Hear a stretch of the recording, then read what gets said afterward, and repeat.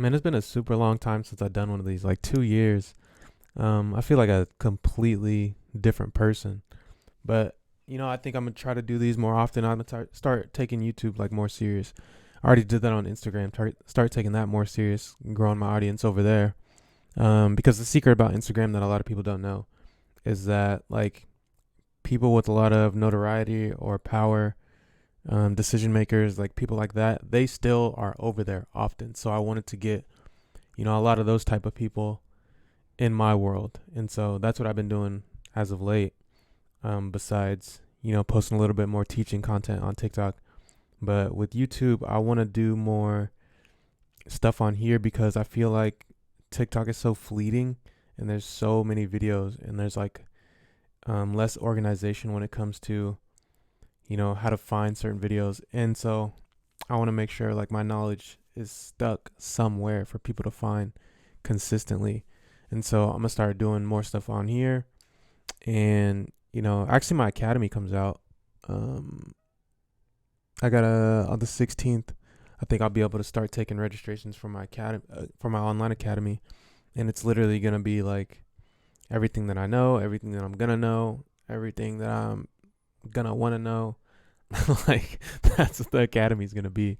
A lot of mindset, a lot of IQ, very specific IQ. So like the videos are gonna be more. There's gonna be whole videos on cutting alone, whole videos on defense, whole videos on passing. You know what I mean? So I can really get the point across, and things like that, as well as like different drills and different things to practice and techniques and stuff like that. So I'm excited for that. It's only gonna be like $25 a month, which is like $300 for an entire year. And I'm like, imagine if I was like, would you train with me for an entire year for $300? A lot of people are gonna take that, right? So, yeah, that's what I'm gonna be working on. So, yeah, let's get into it. I've been shooting 200 to 700 shots a day. They're not just standstill shots, I'm working on game shots. However, I've been told it's not just about quantity, but also about quality. I need to add variability to my workouts because in a game, you're never going to shoot the same shots twice in a row. I'm making sure every rep is a little different. I was also told I need to add pressure and challenge to my workouts. I agree with that, but I'm not entirely sure about the variability and mixing up shots part. It would be greatly appreciated if you could clarify. So I found this to be a really good question, and I'm going to watch this video that he attached. Let me watch this. I really like the way Steph Curry's training in this video, and I think it tells us a lot about how we should be training too. So the main key here is notice how every single rep is different. He's still working on the same skill, floaters of course, but maybe he's shooting one off of 1 foot and then 2 feet, and then switching up the release point and the spot on the court. The coaches are obviously giving him bad passes. Now the reason for this is that every single rep in a game or every single shot in a game is going to be different. So we got to prepare for that. Plus, since every single rep is different, he's having to readjust every time, which makes it a little bit more challenging. So whether it's floaters, whether it's shooting, whether it's ball handling or anything, I would encourage you guys to make every single rep slightly different. It's going to prepare you for the game a lot better. The people that are telling you to switch it up all the time and not have a routine, basically, which I've literally seen, like a very popular basketball trainer, by the way, telling people to not have a routine, which is just insane. I've never heard that from an NBA player, like not once. But those people have never been elite. Like they've never been elite at basketball. It's the same people that get on me about when I say, okay, work out 6 hours a day. And they're like, oh, it's too much. That's too much. And then you hear Gilbert Arenas talking about how he was in the gym 5 hours a day. How Kobe was in the gym 5 hours a day. So I got a call. Hey, what is Kobe doing over there? Oh yeah, he waking up at 3. At the gym at 3 o'clock. No, he ain't. Yeah, he is. I take a cab. Let's go. Let me see. Sitting there. Oh, he here. He going through a full game live, battling, getting hit, going. I'm like, oh, okay. Like, and then come out in the game, get you 30 something. Like doing the same move 300 times, 400 times.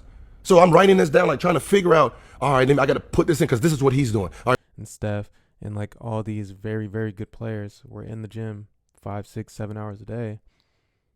It's a disconnect. Like, who are you going to listen to?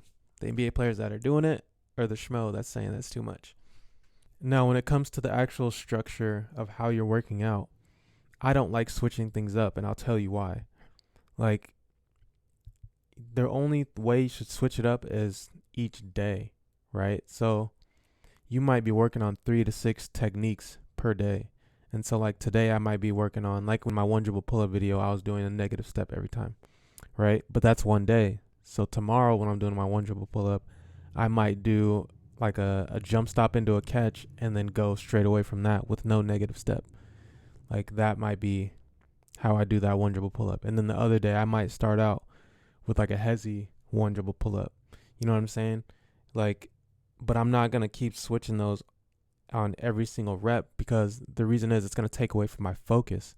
And so what people don't understand is, number one, focus is how you score in the game, because it's the team's throwing so much defense at you. You might get trapped. It's fast. The coaches are yelling.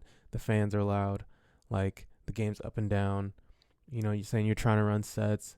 You scoring in that, like that amount of chaos, it's focus. That's what you're training for. Like, you need to train your focus to be able to score every single game, regardless of situation.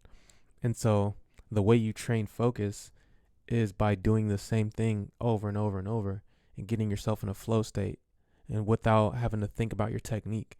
Because, like, if you're changing your technique all the time, that means you're thinking about it. In the game, when you do a one dribble pull up, there's no thought in technique. Not one time are you going to think about technique.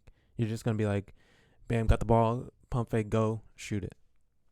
You have no idea what your foot placement was, right?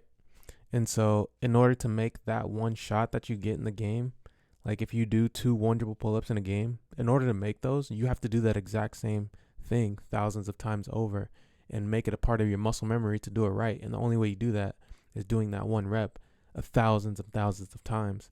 But you have to string some together, like, and so when you switch it up, you don't want to switch up every rep. It's throwing off your focus. If you can't focus, you're not going to get into the zone. If you're not getting into the zone, you're not acquiring the skills that you need to acquire. And so there's a book called Mastery by Robert Greene. I'll put it in the description. You should read it. Like, he talks about this. Like, getting in the flow state is it's the best way to retain skills. And like, I know this because I know how to get good at anything. Like, I get good at like dumb stuff. Like, I'm really good at video games. And so when I played FIFA, Division 1 player online, right? When I played Halo, super high ranked in Lone Wolf, so I don't have teammates, and it's like me and 8 other people, and I'm like super high ranked. I wish I could remember my ranking for anybody that plays Halo, but I don't remember. You know what I'm saying? I beat Guitar Hero on Expert, the first 2 ones. The third one's impossible. You're not beating Fire and Flames. Like, fuck out of here. But, you know what I mean? And like, I got really good at like cup stacking when I was a kid. Like, you remember, I don't know if anybody remembers that stuff, but like, I just know how to learn and focus. And so it's by doing the same thing over and over and over. And so it's studied, it's proven. The people that are saying switch it up don't know what they're talking about. The only people that do that, like, the one way you can switch it up is by sequencing. And so I don't like sequencing personally, but it creates a good challenge, which I'll go into. Sequencing is like, you do a layup, you do a mid-range, you do a 3, and like that might be your sequence, and you're doing that sequence over and over and over. Like, those are okay, but I'm not going to make those my entire workout, because again, I need to figure out a way to get myself into the zone and focus. And by changing things up all the time and having to remember to go from one shot to another shot to a different shot, you're not going to get in the flow doing that. It's not happening. And so the reason you see NBA players doing a lot of sequencing is because they've maxed out in certain aspects of, like, Steph Curry literally has a video of him making 100 threes in a row from the corner. So, like, of course he's going to have to do way more sequencing than the average person, because he's maxed out the ability to stand and do one thing. He can probably do one dribble pull-ups off the glass 100 in a row, 100 floaters in a row. Like, he can probably do that. You know what I mean? And so he has to do way more frequency or sequencing than most other basketball players. Now, I agree with the point. Like, yes, things in the games are way different, but the way you prepare yourself for games is to play 5-on-5. Like, if you have to do all these weird things in a workout, you're not playing enough 5-on-5. I promise you. Like, that's what it is. And so now you get to see how it turns into like a 6-hour day. I'm working on my body for an hour. I'm working on my skills for 2 hours. I play open gym for 2 hours. Like, that's 5 hours. You know what I mean? And so, but you're probably working on your body for more than that, to be quite honest. Like if you count stretching and like that kind of stuff. But you know what I mean? Like playing is where you want to get used to the chaos. Don't create chaos in your workout. You're trying to get good at the skill. Like chaos comes when you're playing often. So that's what I'll tell you. And to create challenges for yourself, like, yes, you can do things like make 5 in a row, but I don't like making that the entire workout. Like at the end, I might play Beat the Pro, or I might play free throw golf, or, you know what I'm saying? I might be like, okay, I got to make 2 in a row before I move on. Like I like those types of challenges. And like, especially if it's against someone else, like first one to make 5 threes and you're like running to get the rebound and shooting. Like I like those things. You know what I mean? But I don't like that being your entire workout. So to sum it all up, it's basically don't change your technique every rep. That's dumb because you're not going to be focused. And if you want to change techniques, like if I put the chart up, right? If you look at the chart, let's say I want to shoot from the 30s, like I'm going to do the same technique, 10 makes or whatever, 5 makes, whatever your capabilities are. You kind of got to adjust the volume to fit, but 10 makes per spot, exact same footwork going to my left, you know what I mean? And then if I go back around in the 30s again, I'm like, okay, now I'm going to do hop shooting. So now I'm going to hop every single pull up, right? Instead of left, right footwork or right, left footwork, going all the way around. And that's how you want to change it. So pick one technique, volume it out for 100 reps or 100 makes or whatever it is, then switch the technique. That's how you want to make the changes in your workouts if you're not already maxed out and able to do those things with ease. Like that's what I would say personally. That's what I coach people to do. That's where I see the biggest results in my students, where I'm like, here's this workout. There's 7 techniques on it, 855 makes, go. And they go from not shooting in the game to making multiple jump shots in the game in a matter of a couple months. So